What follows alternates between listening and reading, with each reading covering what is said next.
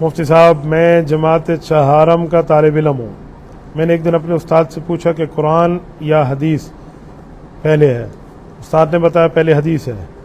مفتی صاحب آپ بتا دیں، دو باتیں ہیں۔ دلیل دینے میں قرآن پاک پہلے ہے، دلیل دینے میں قرآن پہلے دیں گے کیونکہ قرآن کا بڑا رتبہ ہے، اللہ کی کتاب ہے۔ دلیل جب دیں گے تو قرآن پاک سے پہلے دلیل، پھر حدیث پاک سے، یوں چلیں گے، پھر اجماع صحابہ سے، پھر قیاس شرعی کی بات ہے، کیونکہ دین اسلام کے 4 اساس قرآن، سنت، اجماع، قیاس، یہ ہے دلیل دینا رتبے کے حساب سے۔ لیکن جب ایمان لا رہا ہو نا کوئی آدمی، تو ایمان لانے میں حدیث پہلے۔ آپ میری بات کو سمجھیں، یہ کتاب جو قرآن ہے یہ کس کی کتاب ہے؟ بولتے نہیں ہیں، بولنا تھکا ہو تو مجھے ہونا چاہیے روزے کے ساتھ۔ میں اب آپ کے سامنے ایک دوسری تقریر کر رہا ہوں، جمعے والی الگ اور یہ الگ۔ قرآن کس کی کتاب ہے؟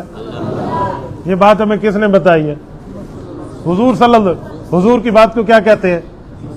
تو حضور کی بات کو ہم نے سچا مانا تو قرآن کو اللہ کتاب مانا، تو پہلے ایمان حدیث پر ہے، پھر ایمان قرآن پر ہے۔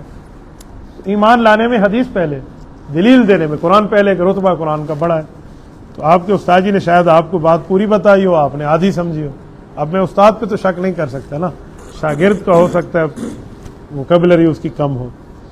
مفتی صاحب گیمنگ کھیلنا، بس گیمنگ کھیلتے رہو، دنیا میں اور کوئی کام نہیں ہے۔ مفتی صاحب صبح کی نماز کی وقت جب جماعت کھڑی ہو یا شروع ہونے والی ہو، اس دوران 2 سنتیں پڑھ سکتے ہیں؟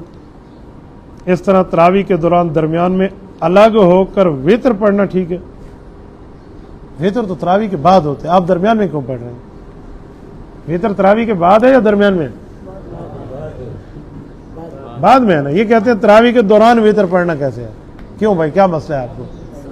جی، جو بندہ تراویح نہیں پڑھتا اس کو کیا ضرورت ہے وتر کا مسئلہ پوچھنے کا؟ پھر خدا کے بندے، تراویحوں کے بعد ہے وتر، اوکے، پہلے نہیں ہے۔